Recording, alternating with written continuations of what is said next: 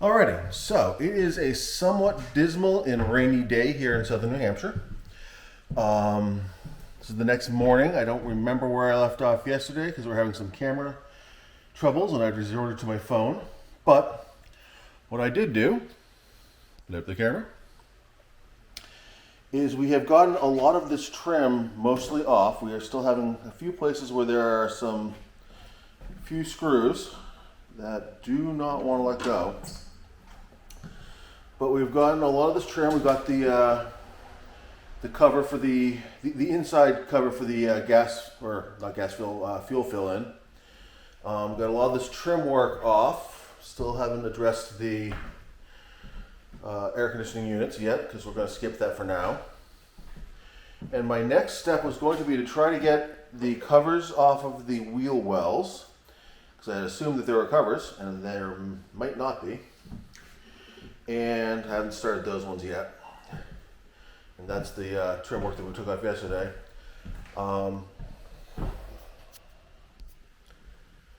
The goal today was to just start, because we're not going to finish, getting the wheel well trim off and getting some of the floors up.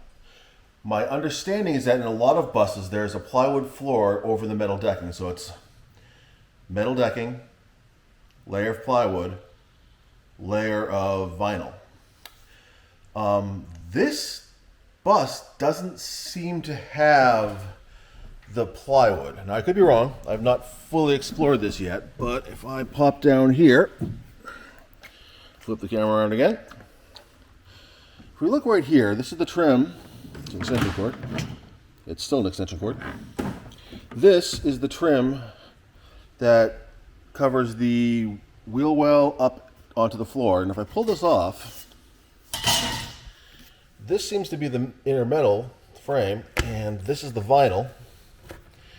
And that looks like it's like the top of the floor to me.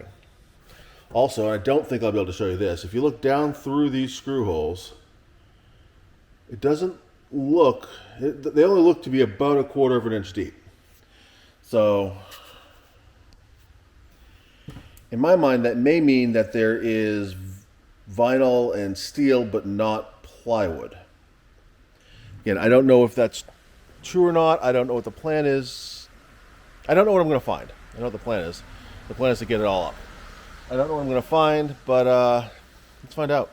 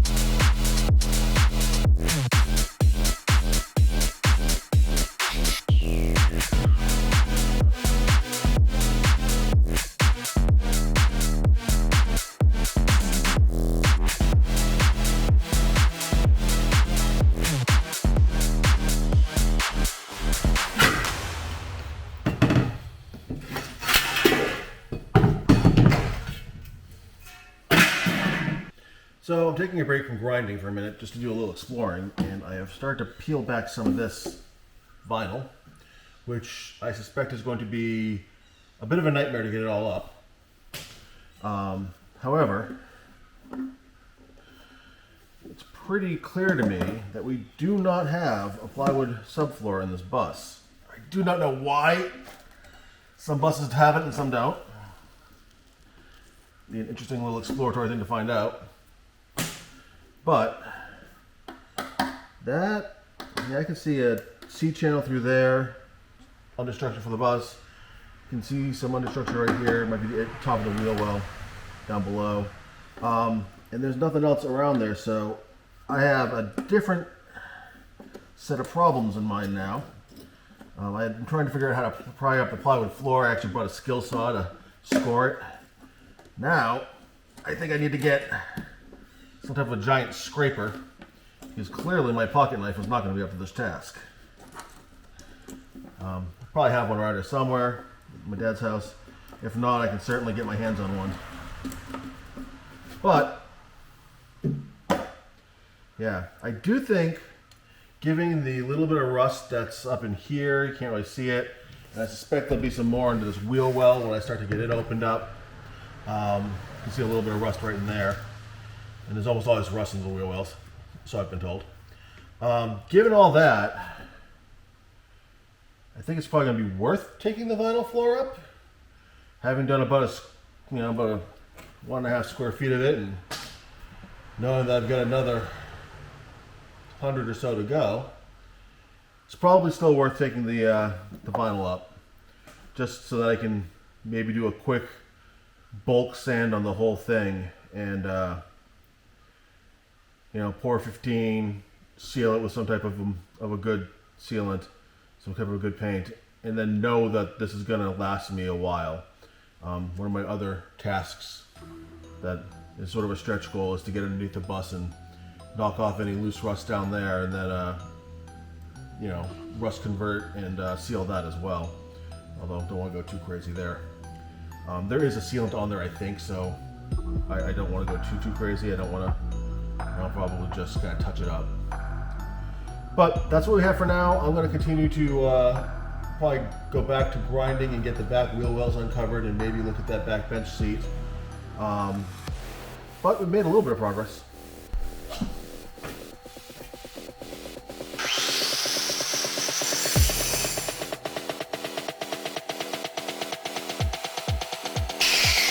When it's smoking, you know it's done. The vinyl burn is probably not very good for me.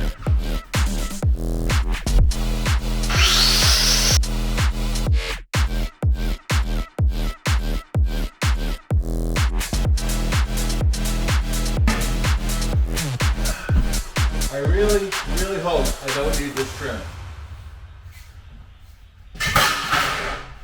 Okay, so took a break from grinding and I have removed these seats. You do that by getting to the bolts at the top and on the front. You can take the whole back bench out with its trim piece attached, or with its mounting bracket attached, and then you can get to the two little strap holes that are right here that you can get off of the back seats and pull them out. That part's pretty straightforward. Here's my question. This thing has been here the whole time. You probably saw it in some of the other photos. And I figured that it was covering something important, like, drive shaft or top of the transmission or something, right?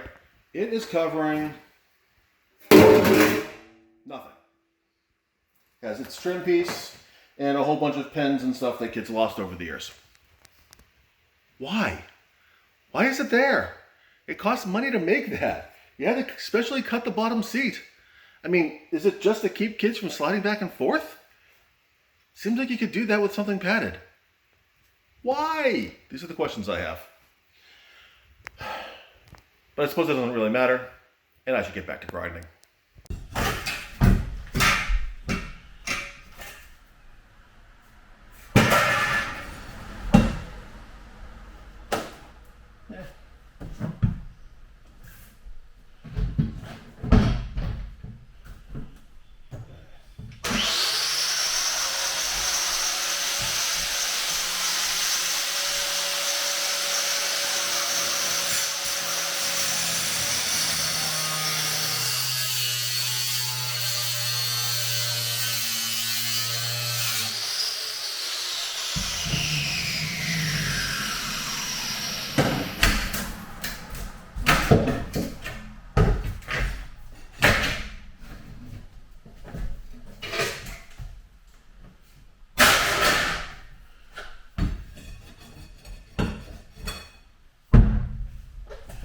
One of the many downsides of grinding is that it leaves little sharpened nubbins sticking up that I have to go back and get eventually. That one's still in the vinyl though. I think that is it for wheel wells. Except, for getting the vinyl off. That's going to be time consuming.